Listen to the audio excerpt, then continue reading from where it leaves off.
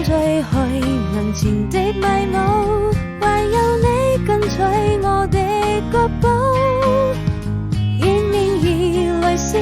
花佈滿了小路，是我修身的溫度。在每個白天黑夜裏，我踏上愛的旅途，帶我們走到這神秘的森林深處，邁出第一步。或許是教會天主最介意不再孤獨，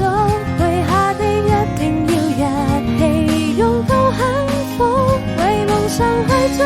逐，用最寶貴的禮物，總有人為你祝福。我多想離開這裡，等待下一場大雨，為最遠的地方不管走到哪裡，我們總會相遇。我時刻提醒自己，堅持不